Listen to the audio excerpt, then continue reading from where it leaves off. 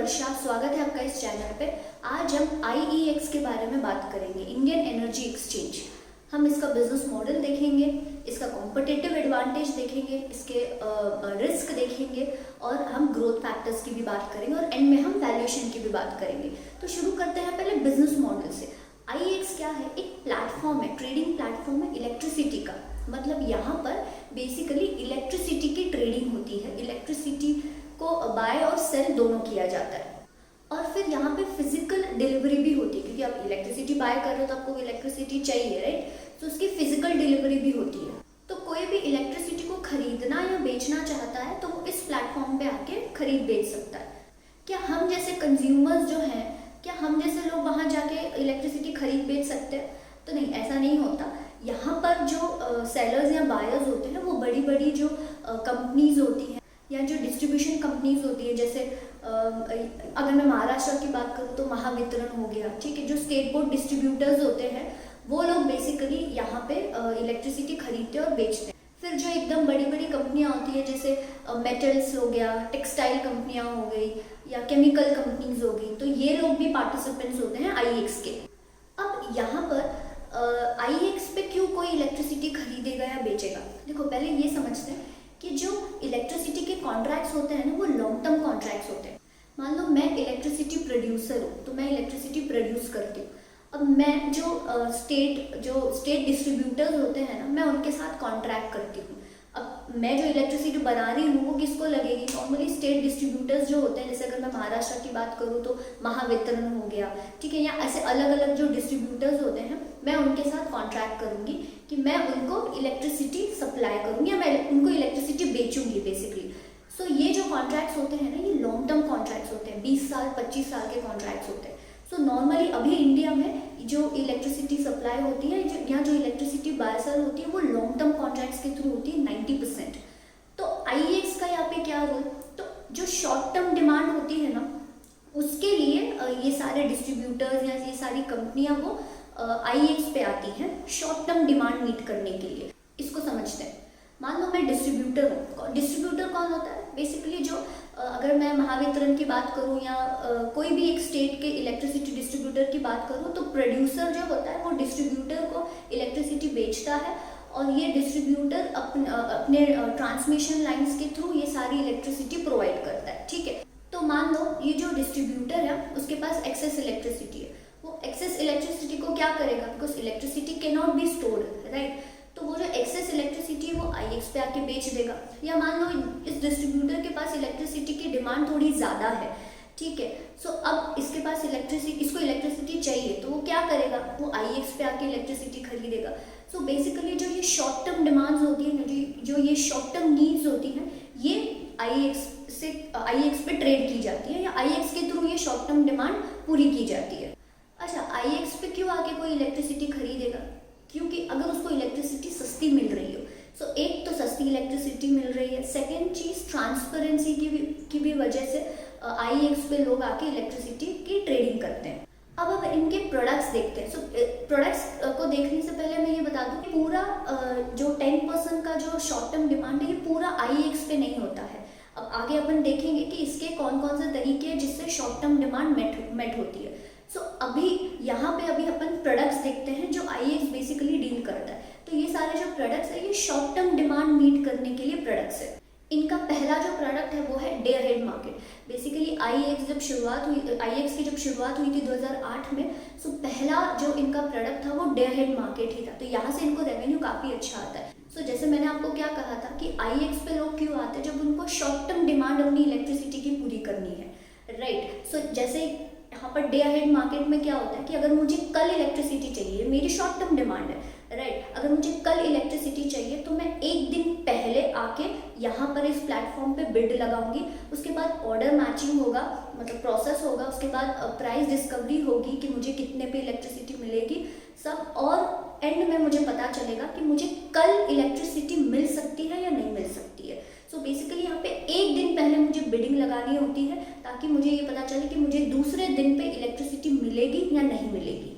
Basically ना यहाँ पे पूरे दिन को ये लोग 15-15 मिनट के ब्लॉक में डिवाइड करते हैं और फिर आप 15-15 मिनट की इलेक्ट्रिसिटी वहाँ से बाय कर सकते हो। सो बेसिकली 15 मिनट्स का ब्लॉक पीरियड पूरा या 15 मिनट्स के ब्लॉक में इसको डिवाइड किया जाता है। सेकेंड है टर्म अहेड मार्केट। ये उन लोगों के लिए है ना जो अपनी इलेक्ट्रिसिटी की डिमांड अगले कुछ दिनों के लिए प्लान कर रहे हैं। सो मान लो जो डिस्ट्रीब्यूटर कंपनी है उसको पता है कि अभी दिवाली आ रही है, तो दिवाली में नॉर्मली थोड़ी ज़्यादा इलेक्ट्रिसिटी लगती है। सो वो यहाँ पर जैसे वो प्रेडिक्ट कर सकते हैं कि आगे दिवाली आ रही है तो उनको कितनी उनकी डिमांड है। सो ऐसे में वो ये इस मार्केट में आके, टर्म अहेड मार्केट में आके अपनी इलेक्ट्रिसिटी की डिमांड पूरी कर सकते हैं बिड लगा के। तो यहाँ पे ना उनको लगता है कि अगले 11 दिनों तक उनको इलेक्ट्रिसिटी चाहिए, ठीक है। तो यहाँ पर जब उनको जैसे कि डे अहेड मार्केट में हमने क्या देखा था कि उनको दूसरे ही दिन इलेक्ट्रिसिटी चाहिए, वो भी 15 मिनट के लिए। जैसे हमने कहा कि 15-15 मिनट में वो पूरा दिन डिवाइड होता है, ठीक है। लेकिन यहाँ पे क्या हो रहा है ना, यहाँ पे जो डिस्ट्रीब्यूटर है, फॉर दैट मैटर जो बायर है, उसको आगे के 11 दिनों के लिए इलेक्ट्रिसिटी चाहिए। तो यहाँ पे थोड़ी सी लॉन्ग टर्म डिमांड है as compare to day ahead market. तो अगले 11 दिनों की इलेक्ट्रिसिटी की डिमांड पूरी करने के लिए वो इस प्रोडक्ट के थ्रू अपनी इलेक्ट्रिसिटी की बिड करेगा। सो 3 आवर्स से लेके 11 दिनों तक इसका टाइम पीरियड होता है कि आपको अगर 3 घंटे से 11 दिनों तक के लिए इलेक्ट्रिसिटी चाहिए आगे, तो आप इस प्रोडक्ट के थ्रू उसकी बिडिंग कर सकते हो। तो यहाँ पे भी इलेक्ट्रॉनिक बिडिंग होती है, ऑक्शन होता है, ऑर्डर मैचिंग होता है, प्राइस डिस्कवरी होती है, और उसके बाद आपको पता चलता है कि आपको अगले 11 दिनों के लिए इलेक्ट्रिसिटी मिल सकती है या नहीं मिल सकती है। इनका थर्ड प्रोडक्ट है रियल टाइम मार्केट। नाम में ही रियल टाइम मार्केट। तो अब इसमें क्या होता है, जैसे डे अहेड मार्केट में क्या था ना कि हमें पूरे वो प्रोसेस के बाद बेसिकली शाम में पता चल रहा था कि हमें दूसरे दिन इलेक्ट्रिसिटी मिलेगी या नहीं मिलेगी। लेकिन रियल टाइम मार्केट में क्या होता है ना कि अभी आपने मान लो इलेक्ट्रिसिटी की बिडिंग की कि आपको इलेक्ट्रिसिटी चाहिए, तो अगले 1 घंटे में आपको वो इलेक्ट्रिसिटी मिल जाती है। सो बेसिकली यहाँ पे थोड़ा एकदम ही रियल टाइम नहीं है, लेकिन उसी दिन 1-2 घंटों में आपको इलेक्ट्रिसिटी मिल जाती है। तो ये इनका नया प्रोडक्ट है जो 2020 में ही आया है। इनका अगला प्रोडक्ट है ग्रीन टर्म अहेड मार्केट।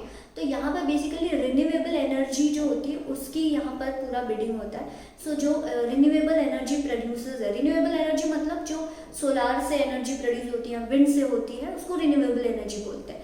सो यहाँ पे जो रिन्यूएबल एनर्जी जो प्रोड्यूसर्स हैं, तो वो लोग अगर उनको रिन्यूएबल एनर्जी वाली इलेक्ट्रिसिटी बेचनी है तो वो इस प्लेटफॉर्म पे आके बेच सकते हैं। इनका नेक्स्ट प्रोडक्ट है रिन्यूएबल एनर्जी सर्टिफिकेट। अब ये क्या होता है, ये बहुत ही इंटरेस्टिंग चीज़ है और आगे जाके इसमें बहुत ग्रोथ होगी। तो ना गवर्नमेंट के कुछ मैंडेट्स होते हैं कि आपकी जो पूरी एनर्जी आप जो यूज़ कर रहे हो, फॉर एग्जांपल कंपनीज के लिए, कि आप जो पूरी एनर्जी यूज़ कर रहे हो, जो इलेक्ट्रिसिटी पूरी यूज़ कर रहे हो, उसमें से 15% वो रिन्यूएबल एनर्जी के थ्रू होनी चाहिए, राइट। अब आपके पास तो वो सोर्स नहीं है, तो आप REC जो रिन्यूएबल एनर्जी सर्टिफिकेट्स है उसको खरीद सकते हो।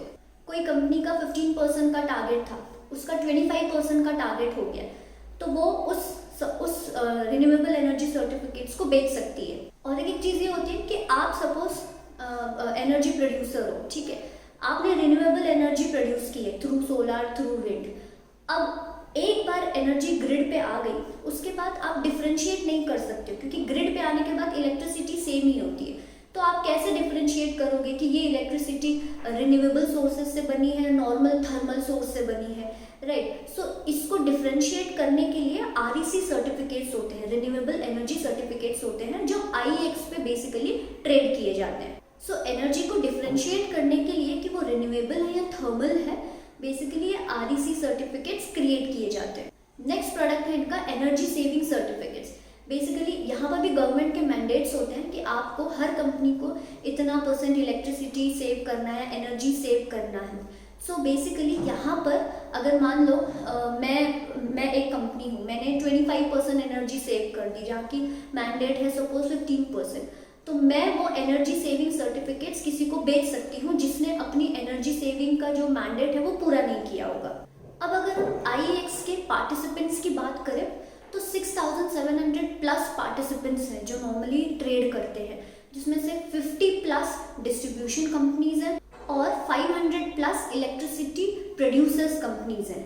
अब अगर हम शॉर्ट टर्म पावर मार्केट की डिटेल्स देखें, जैसे मैंने आपसे कहा था कि 90% जो है इलेक्ट्रिसिटी की डिमांड या इलेक्ट्रिसिटी की रिक्वायरमेंट वो लॉन्ग टर्म कॉन्ट्रैक्ट्स के थ्रू होती है, 10% शॉर्ट टर्म कॉन्ट्रैक्ट्स के थ्रू होती है, और वो भी पूरी जो 10% है वो एक्सचेंज के थ्रू नहीं होती है। सो यहाँ पे बेसिकली शॉर्ट टर्म जो पावर है वो बेसिकली 3 तरह से ट्रेड होती है, एक एक्सचेंजेस के थ्रू, एक बायलैटरल कॉन्ट्रैक्ट्स के थ्रू, और तीसरा DSM के थ्रू। एक्सचेंजेस में तो हमने देखा कि एक्सचेंज पे आके बाय सेल होता है। जो सेकेंड चीज़ है जो है बायलैटरल कॉन्ट्रैक्ट्स, ये क्या होता है? देखो मान लो समर्स में दिल्ली में ज़्यादा इलेक्ट्रिसिटी लगती है और जो हिमाचल प्रदेश है वो ज़्यादा इलेक्ट्रिसिटी प्रोड्यूस करता है due to snow cap mills.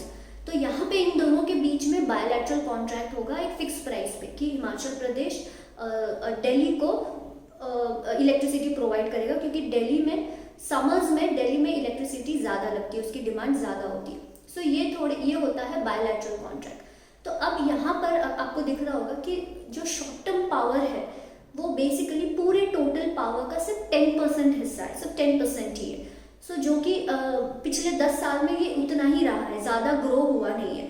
लेकिन अब जैसे मैंने कहा कि जो शॉर्ट टर्म पावर मार्केट है उसमें से जो आप देखोगे जो एक्सचेंजेस का जो शेयर है ना वो बड़ा है। इसका मतलब ये है कि जो शॉर्ट टर्म पावर, जैसे 90% तो लॉन्ग टर्म कॉन्ट्रैक्ट के थ्रू हो रहा है, लेकिन 10% जो है शॉर्ट टर्म कॉन्ट्रैक्ट के थ्रू जो हो रहा है उसमें भी भले ही वो 10% ही हो रहा है, लेकिन उस 10% में भी एक्सचेंजेस का जो शेयर है वो बढ़ रहा है, जो कि अच्छी बात है। बाकी जो बायलैटरल कॉन्ट्रैक्ट्स है उसका शेयर कम हो रहा है, DSM का शेयर कम हो रहा है। तो अब ये जो डिस्कॉम कंपनियां हैं, डिस्कॉम मतलब डिस्ट्रीब्यूटर कंपनियां, ये बायलैटरल कॉन्ट्रैक्ट्स को छोड़ के एक्सचेंज पे क्यों आ रही है शॉर्ट टर्म पावर के लिए?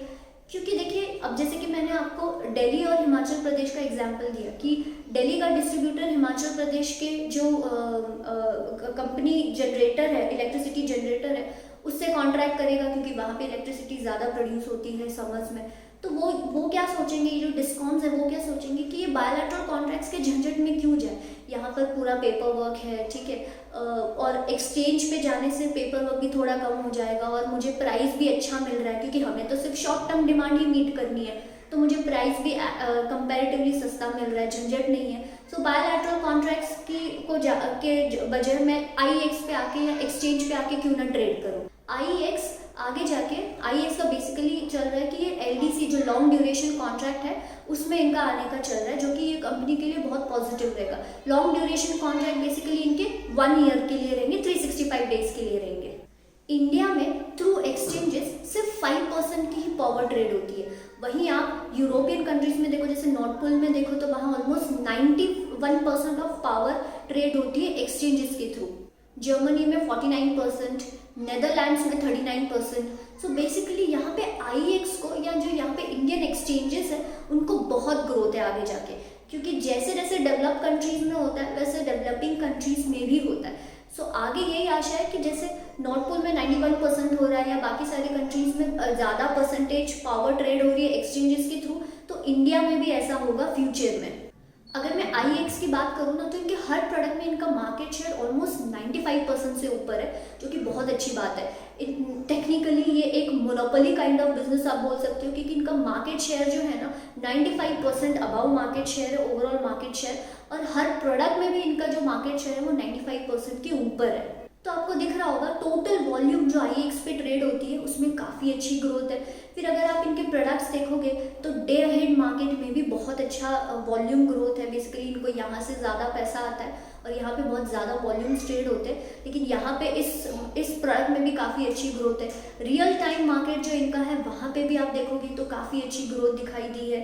ग्रीन टर्म अहेड मार्केट में भी काफ़ी अच्छी ग्रोथ है। और REC से, क्योंकि रिन्यूएबल एनर्जी आगे जाके बहुत बढ़ने वाला है, गवर्नमेंट काफ़ी फोकस कर रही है उसके ऊपर, तो यहाँ पे REC के थ्रू या रिन्यूएबल एनर्जी की वजह से IEX को बहुत अच्छी ग्रोथ होगी आगे। अब अगर मैं ये लोग पैसे कैसे कमाते हैं इसकी बात करूँ तो बेसिकली जैसे अब NSE BSE हो गया, ये ट्रांजैक्शन फीस से पैसा कमाते हैं। मेजॉरिटी MCX हो गया, हमने बात की थी, मैंने उसके ऊपर वीडियो भी बनाया है, मैं डिस्क्रिप्शन में उसका लिंक डाल दूंगी। वो भी ट्रांजैक्शन फीस से ज़्यादा पैसा कमाते हैं। IEX भी, इनका मेजॉरिटी पैसा जो है वो ट्रांजैक्शन फीस से आता है। ट्रांजैक्शन फीस क्या, जब बायर इलेक्ट्रिसिटी बाय करता है और सेलर इलेक्ट्रिसिटी सेल करता है, सो बेसिकली यहाँ पे एक ट्रांजैक्शन हो रहा है, तो हर ट्रांजैक्शन के पीछे इनको पैसा मिलता है। सो बेसिकली यहाँ पर इनका जो ग्रोथ है वो कैसे होगा, ट्रांजैक्शन फीस से होगा। जितने ज़्यादा लोग इस प्लेटफॉर्म पे ट्रेड करेंगे, जितने ज़्यादा ट्रांजैक्शंस होंगे उतना ज़्यादा पैसा IEX को मिलेगा थ्रू ट्रांजैक्शन फीस। तो जितना ज़्यादा वॉल्यूम उतना ज़्यादा ट्रांजैक्शन फीस IEX को मिलेगा। उसके बाद इनको एनुअल सब्सक्रिप्शन चार्जेस और अदर इनकम के थ्रू भी इनको पैसा आता है, लेकिन मेजॉरिटी ट्रांजैक्शन फीस के थ्रू आता है। अब सबसे अच्छी चीज़ यहाँ पे ये, अभी हम जो देख रहे हैं कि थोड़े ग्रोथ ड्राइवर्स देख रहे हैं, जैसे MCX और IEX के बीच में एक डील हुई है कि ये लोग इलेक्ट्रिसिटी डेरिवेटिव्स लाने वाले हैं जो MCX के प्लेटफॉर्म पे ट्रेड करेंगे। आगे जाके अगर ये प्रोडक्ट्स आते हैं तो इनको काफ़ी अच्छा फायदा होगा।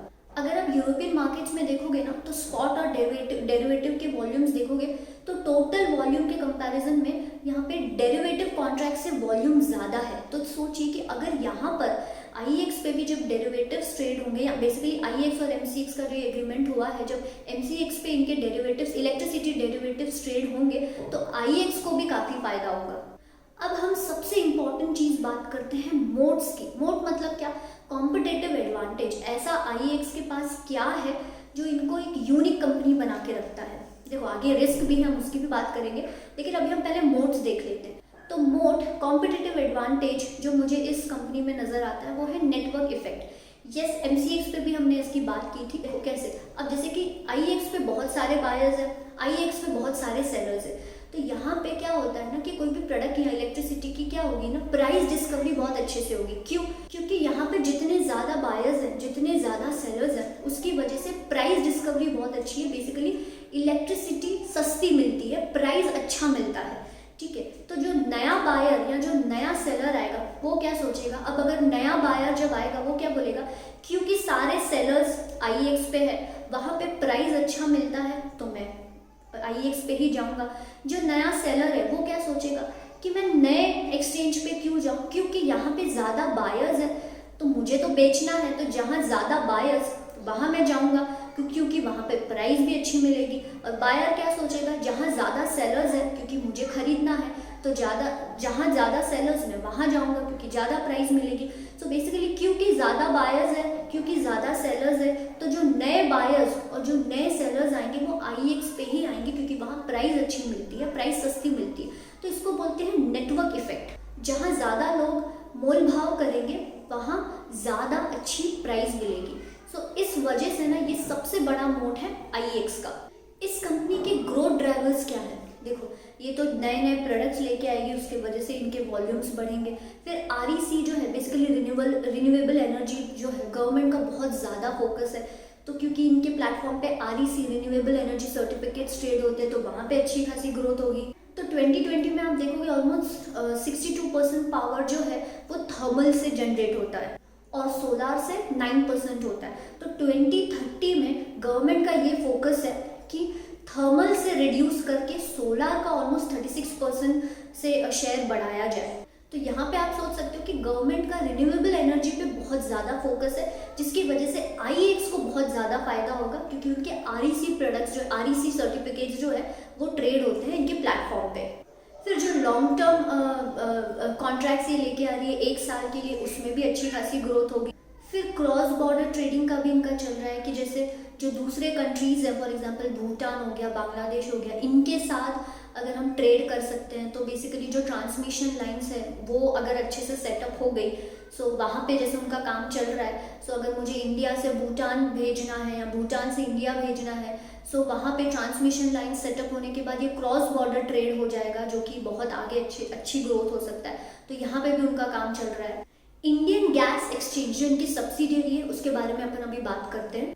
इंडियन गैस एक्सचेंज बेसिकली यहाँ पे नेचुरल गैस की ट्रेडिंग होती है, नेचुरल गैस का एक्सचेंज है ये। इंडिया का अगर आप फ्यूल मिक्स देखोगे ना तो वहाँ पे जो टोटल कंट्रीब्यूशन में से जो गैस का कंट्रीब्यूशन है वो सिर्फ 6% के आसपास है, जो गवर्नमेंट को 15% तक ले जाना है। गुजरात इज मेजर प्लेयर जहाँ पे ये सारी गैस आती है और वहीं से पूरी डिस्ट्रीब्यूट होती है। सो वहाँ से डिस्ट्रीब्यूट होने के लिए ये लोग गैस एक्सचेंज सेटअप कर रहे हैं।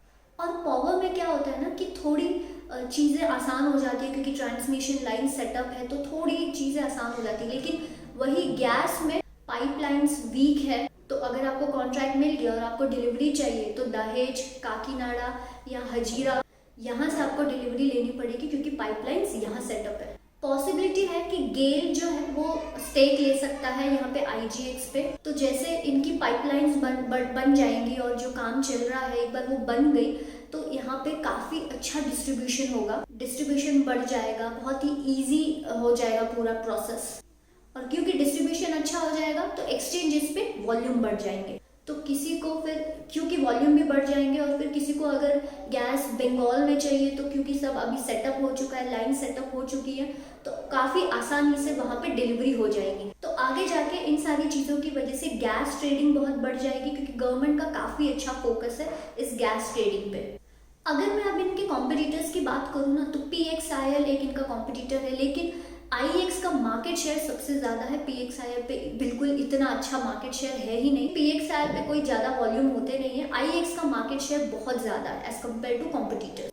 और जैसे मैंने आपसे कहा कि एक बार एक्सचेंजेस पे ज़्यादा वॉल्यूम्स आ गए, ज़्यादा बायर्स आ गए, ज़्यादा सेलर्स आ गए ना, तो कॉम्पिटिटर को वो शेयर छीनना बहुत मुश्किल हो जाता है क्योंकि ज़्यादा बायर्स और ज़्यादा सेलर्स वहीं जाएंगे जहाँ ज़्यादा वॉल्यूम्स है, जहाँ ज़्यादा बायर्स है, जहाँ ज़्यादा सेलर्स है, वहीं पे नए बायर्स और नए सेलर्स जाएंगे। तो कॉम्पिटिटर के लिए ये मार्केट शेयर छीनना, ये वॉल्यूम छीनना बहुत मुश्किल होता है और इसी वजह से PXIL के लिए भी बहुत डिफिकल्ट है वो कंपटीशन या वो मार्केट शेयर IEX से छीनना। लेकिन इसका एक रिस्क भी है जो अभी हम आगे देखेंगे। रिस्क में सबसे पहला रिस्क जो ये है, ये बहुत ही रेगुलेटेड इंडस्ट्री है, ठीक है। तो CERC जो है इनको रेगुलेट करता है बेसिकली। और यहाँ पर कैसा होता है ना कि जो ट्रांजैक्शन कॉस्ट ये चार्ज करते हैं, इनके पास प्राइसिंग पावर नहीं है, तो ट्रांजैक्शन कॉस्ट पे इनकी कैपिंग लगी हुई है कि आप 6 पैसा 7 पैसा से ज़्यादा पर यूनिट यहाँ पे चार्ज नहीं कर सकते, ठीक है। और बहुत सारे इनके रेगुलेशंस हैं। तो बेसिकली आप ये समझ लो कि जो ये रेगुलेटर है ये चाहे तो IEX को एकदम आसमान पे भी पहुँचा सकते हैं और चाहे तो इनका बिजनेस बर्बाद भी हो सकता है। तो बर्बाद होना सच मैं ये नहीं बोलूँगी, लेकिन बोलने का मतलब ये कि ये बहुत ही रेगुलेटेड इंडस्ट्री है। यहाँ पे IEX खुद से कुछ नहीं कर सकता, इसके पास ना प्राइसिंग पावर है, कुछ भी नहीं ये कर सकता। ये पूरा जो भी सब कुछ है ये कौन डिसाइड करता है? CERC डिसाइड करती है।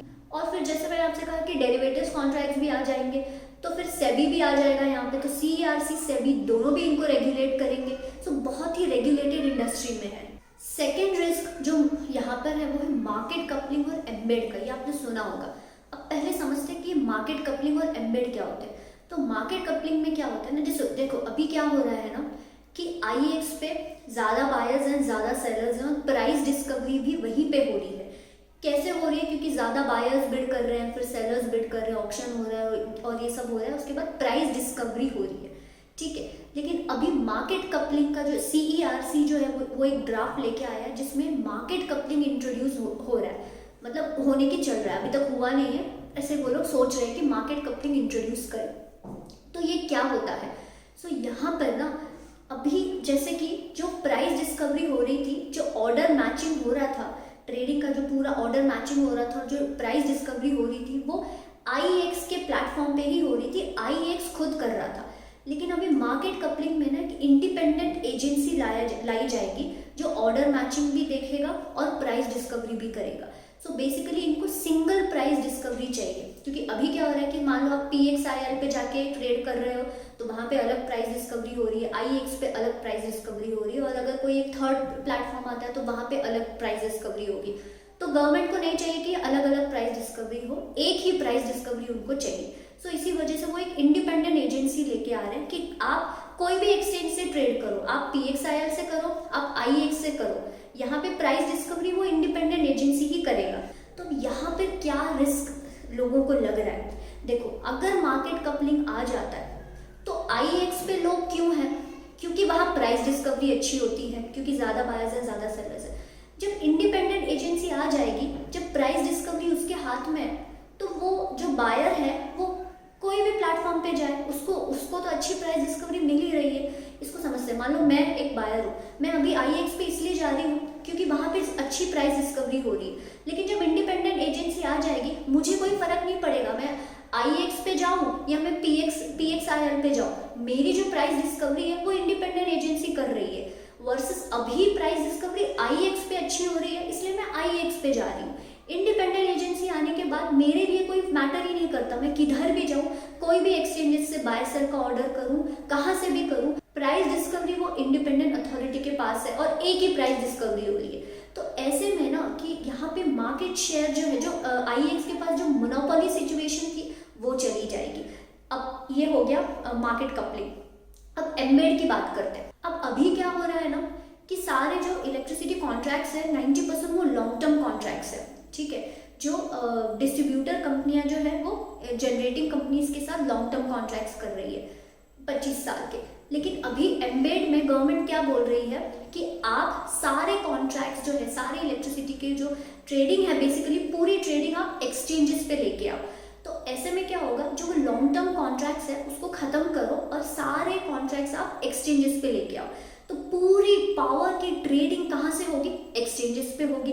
तो इस वजह से ना वॉल्यूम बहुत बढ़ जाएगा एक्सचेंजेस पे, तो वो IEX हो जाए या PXIL हो जाए, बेसिकली एक्सचेंजेस पे बहुत वॉल्यूम बढ़ जाएगा क्योंकि सारी पावर की ट्रेडिंग एक्सचेंजेस पे हो रही है। तो ये ना एक साथ नहीं होगा, जैसे जैसे अब सारे जो लॉन्ग टर्म कॉन्ट्रैक्ट्स है वो अलग अलग डेट्स पे होंगे, अलग अलग टाइम पे एक्सपायर होंगे।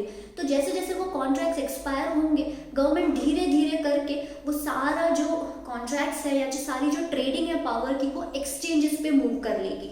देखो, अब मैनेजमेंट से ये पूछा गया था कि जैसे मैंने कहा कि मार्केट कपलिंग, अगर सिर्फ मार्केट कपलिंग आता है तो इनके मोनोपोली को रिस्क है। तो मैनेजमेंट का ये बोलना है कि अगर गवर्नमेंट मार्केट कपलिंग लेके आती है तो वो सिर्फ मार्केट कपलिंग नहीं लेके आएगी, मार्केट कपलिंग के साथ साथ एम्बेड भी लेके आएगी। मतलब पूरी सारी जो पावर ट्रेडिंग है वो एक्सचेंजेस के थ्रू होगी और मार्केट कपलिंग का भी कॉन्सेप्ट आएगा। मैनेजमेंट का बोलना है कि टोटल सिर्फ 5% की ही पावर ट्रेडिंग जो होती है वो एक्सचेंजेस के थ्रू होती है। तो ये सिर्फ एक वॉलंटरी मार्केट है, ये मैंडेटरी मार्केट नहीं है। यहाँ पर किसी को फोर्स, अभी एग्जिस्टिंग मॉडल में यहाँ पे किसी को फोर्स नहीं किया जा रहा है कि आप एक्सचेंज पे आओ और ट्रेडिंग करो, राइट। तो यहाँ पे मार्केट कपलिंग लेके आके प्राइस डिस्कवरी क्यों करेंगे आप, सिर्फ 5% ही जो है जो यहाँ पर ट्रेड कर रही है। तो यहाँ पे मार्केट कपलिंग लेके आने का कोई फायदा ही नहीं है, क्योंकि 5% के लिए आप मार्केट कपलिंग क्यों लेके आओगे। मार्केट कपलिंग गवर्नमेंट क्यों लेके आ रही है, क्योंकि उसको नहीं चाहिए कि अलग अलग प्राइस डिस्कवरी हो, प्राइस डिस्कवरी एक ही हो, इसलिए मार्केट कपलिंग लेके आ रही है। तो इतने छोटे वॉल्यूम के लिए, 5% वॉल्यूम के लिए आप मार्केट कपलिंग क्यों लेके आओगे, कोई फायदा नहीं है मार्केट कपलिंग लेके आने का। मार्केट कपलिंग लेके आने का कब फायदा है, जब आप एम्बेड लेके आते हो। मतलब क्या, सारी जो पावर ट्रेडिंग होगी वो एक्सचेंज के थ्रू होगी। तो जब अब ये क्या हो जाएगा, सब सारी पावर ट्रेडिंग एक्सचेंज के थ्रू होगी, तो ये मैंडेटरी मार्केट हो जाएगा। मैंडेटरी मार्केट में जब अगर तीन एक्सचेंज है, तीन प्राइस डिस्कवरी होगी तो फिर वो गलत हो जाएगा, राइट। तो मैंडेटरी मार्केट में आप सिंगल प्राइस डिस्कवरी लेके आओ, उसके लिए आप मार्केट कपलिंग लेके आओ तो फायदा होगा। सो मैनेजमेंट का ये बोलना है कि अगर सिर्फ मार्केट कपलिंग, तो लगता नहीं है कि सिर्फ मार्केट कपलिंग आएगा, ठीक है। अगर सिर्फ एम्बेड आता है तो अच्छी बात है कि पूरा वॉल्यूम जो है पूरी ट्रेडिंग एक्सचेंज के थ्रू होगी, तो यहाँ पर इनको भी बहुत फायदा होगा। मार्केट कपलिंग और एम्बेड दोनों अगर लेके आते हैं तो भी एक्सचेंजेस को एज सच इतना नुकसान नहीं होगा। हाँ, ये बात है कि जब मार्केट कपलिंग भी आ जाएगा, एम्बेड भी आ जाएगा, तो अभी जो इनका 95% मार्केट शेयर है वो शायद 50-60% मार्केट शेयर हो जाएगा, विच इज क्वाइट पॉसिबल। लेकिन यहाँ पर वॉल्यूम्स क्योंकि बहुत बढ़ जाएंगे एम्बेड की वजह से, पूरी जो पावर ट्रेडिंग है वो एक्सचेंजेस पे होगी, इसके वजह से इनको बहुत फायदा होगा। तो हाल ही में ये 16 बिलियन यूनिट्स पे पूरा बिजनेस कर रहे हैं। तो अगर मार्केट कपलिंग आता है और इनका मार्केट शेयर 50% भी हो जाता है ना, फिर भी 700 बिलियन यूनिट्स पे ये पहुंच जाएंगे। तो एम्बेड की वजह से इतना वॉल्यूम होगा कि वॉल्यूम 10x 20x बढ़ जाएगा। सो मैनेजमेंट का बोलना है कि मार्केट कपलिंग और एम्बेड अगर दोनों आता है तो इनको एज सच कोई थ्रेट नहीं है। लेकिन मुझे ऐसा लगता है कि अगर सिर्फ मार्केट कपलिंग आता है तो इनको जो मोनोपोली इनकी सिचुएशन है वो चली जाएगी। लेकिन मुझे भी ऐसा लगता है कि सिर्फ मार्केट कपलिंग गवर्नमेंट लेके नहीं आएगी, क्योंकि 5% वॉल्यूम के लिए क्या ही मार्केट कपलिंग लेके आएगी। तो मार्केट कपलिंग और एम्बेड दोनों लेके आ सकती है। मुझे नहीं पता क्या होगा, क्योंकि गवर्नमेंट कुछ भी कर सकती है। मतलब हो सकता है कि वो सिर्फ मार्केट कपलिंग ही लेके आए, लेकिन मैनेजमेंट एक्सपेक्ट कर रही है कि ऐसा नहीं होगा, मार्केट कपलिंग और एम्बेड दोनों लेके आएगी। सो क्या होता है आगे ये तो हमें नहीं पता। और ये जो मार्केट कपलिंग और एम्बेड है ये कल के कल नहीं आएगा, क्योंकि एम्बेड को लाने के लिए मतलब आप पूरा वॉल्यूम जब एक्सचेंज पे लेके आ रहे हो तो इसको काफ़ी टाइम लगेगा। जब सारे लॉन्ग टर्म कॉन्ट्रैक्ट्स एक्सपायर होंगे तब धीरे धीरे करके आपको शिफ्ट करना पड़ेगा, जो कि आसान नहीं है। तो आजकल में ये चीज़ें नहीं आएंगी, अभी तो ड्राफ्ट गया है, अभी इसके ऊपर बात चलेगी, सब कुछ होगा, उसके बाद धीरे धीरे फेजेस में ये होगा अगर होता है तो। ये है बेसिकली, ये इसके रिस्क फैक्टर है कि अगर सिर्फ मार्केट कपलिंग आती है तो बैड, मार्केट कपलिंग और एम्बेड दोनों आते हैं तो ओके है। अगर सिर्फ एम्बेड आता है तो ये तो बहुत अच्छी बात होगी IEX पे, क्योंकि बहुत वॉल्यूम बढ़ जाएंगे, लेकिन ऐसा होगा नहीं। अगर एम्बेड आता है तो मार्केट कपलिंग भी लेके आएंगे, ये एक्सपेक्टेड है। अब अपन फाइनेंशियल्स की बात करते हैं। तो अगर आप सेल्स ग्रोथ देखोगे तो 20% CAGR ग्रोथ है। फ्यूचर में ये एक्सपेक्टेड है, मुझे भी ऐसा लगता है कि 15% की ग्रोथ एक्सपेक्टेड है, क्योंकि गैस एक्सचेंज है। फिर ये लोग लॉन्ग टर्म कॉन्ट्रैक्ट्स में भी आ रहे हैं, फिर अगर डेरिवेटिव्स आ गया तो भी बहुत अच्छी ग्रोथ हो जाएगी। 3 to 5 ईयर्स में रेवेन्यू ग्रोथ ठीक ठाक है, बट आगे जाके एक्सपेक्टेड है कि अच्छी ग्रोथ होगी। इस कंपनी के मार्जिन बहुत अच्छे हैं, क्योंकि ऑपरेटिंग लिवरेज का फायदा होता है, क्योंकि इनके फिक्स कॉस्ट एज सच ज़्यादा है नहीं, बहुत लो फिक्स कॉस्ट होते हैं। तो ऐसे केस में जो एडिशनल रेवेन्यू आता है वो डायरेक्ट प्रॉफिट में ऐड हो जाता है, तो इसकी वजह से ऑपरेटिंग लिवरेज का इनका बहुत फायदा है, जिसकी वजह से मार्जिन्स बहुत अच्छे हैं। अगर आप प्रॉफिट आफ्टर टैक्स देखोगे वो भी एनुअली बहुत अच्छा रहा है, फिर ROE भी बहुत अच्छा रहा है इस कंपनी का। अगर आप फ्री कैश फ्लो की बात करोगे तो वो भी काफ़ी अच्छा है, और 2018 में बहुत कम है, क्योंकि वहाँ पर उन्होंने टेक्नोलॉजी का एक्विजिशन किया था, तो वहाँ पे फ्री कैश फ्लो कम था, बट ओवरऑल इनका फ्री कैश फ्लो बहुत अच्छा रहा है। डेट फ्री कंपनी है ऑलमोस्ट। अगर आप मैनेजमेंट की बात करोगे तो जीरो प्रमोटर कंपनी है ये, आपको यहाँ पे शेयर होल्डिंग पैटर्न दिख रहा होगा। अब अपन वैल्यूएशन की बात करते हैं। देखो अभी ऑलमोस्ट 51 to 52 के PE पे ये ट्रेड कर रही है, विच इज़ हाई। अभी वैल्यूएशन मुझे थोड़ा महंगा लगता है, क्योंकि अभी हाल ही में ही ये कंपनी के स्टॉक प्राइस ने बहुत ग्रोथ दिखाई है, काफ़ी अच्छे से स्टॉक प्राइस ग्रो हुआ है। लेकिन अगर आपको फ्यूचर में ये कंपनी खरीदनी है तो आपको ये ध्यान देना होगा कि यहाँ पर भी ये रेगुलेटेड बिजनेस रहेगा ही, तो आप रेगुलेशन से बच नहीं सकते। CERC सेबी इसको रेगुलेट करते रहेंगे, प्राइसिंग पावर नहीं है इसके पास, ठीक है। फिर मार्केट कपलिंग आएगा, एम्बेड आएगा, अगर आता है ये दोनों अगर आते हैं तो उस सिनेरियो में कैसी चेंजेस होंगे। मार्केट शेयर इनका थोड़ा कम होगा ही, भले ही इनके एक्सचेंज पे वॉल्यूम बढ़ जाएंगे, अगर एम्बेड भी आता है तो वॉल्यूम काफ़ी अच्छे से बढ़ जाएंगे, लेकिन मार्केट शेयर जो अभी 95-96% का इसका मार्केट शेयर है वो कम होके शायद 60-70% हो जाए, वी डोंट नो, राइट। लेकिन मार्केट शेयर कम होगा, ठीक है। सो आपको ये सारी चीज़ें ध्यान में रखनी है। अब अभी तो ये स्टॉक महंगा है, अगर आपको आगे जाके ये स्टॉक बाय करना है तो ये सारी चीज़ें आप ध्यान में रख के फिर ही बाय करना। कंपनी अच्छी है नो डाउट, लेकिन ये सारे रिस्क फैक्टर्स हैं, थोड़ी ये चीज़ें अनसर्टन है कि आगे जाके पता नहीं क्या होगा। आप इस बिजनेस को एनालाइज ज़रूर कीजिएगा। देखिए मेरे लिए भी ये थोड़ा नया सेक्टर था, तो मुझे भी इस पे काफ़ी स्टडी करनी पड़ी, मुझे भी पहले तो कुछ समझ में ही नहीं आ रहा था, तो हो सकता है कि मैंने बहुत सारी चीज़ें इसमें मिस की हो। तो आप ज़रूर मुझे कमेंट करके बताइएगा कि मैंने क्या चीज़ें मिस की और मुझे किस एंगल से और थोड़ा अलग सोचना चाहिए था, मैं ज़रूर अप्रिशिएट करूँगी। सो मैं उम्मीद करती हूँ आज का आपको ये वीडियो अच्छा लगा होगा। अगर हाँ तो प्लीज़ इस वीडियो को लाइक कीजिएगा, चैनल को सब्सक्राइब कीजिएगा, लोगों के साथ ज़रूर शेयर कीजिएगा। हम मिलेंगे नेक्स्ट वीडियो पे, तब तक के लिए अपना ख्याल रखिए। जय हिंद एंड नमस्ते।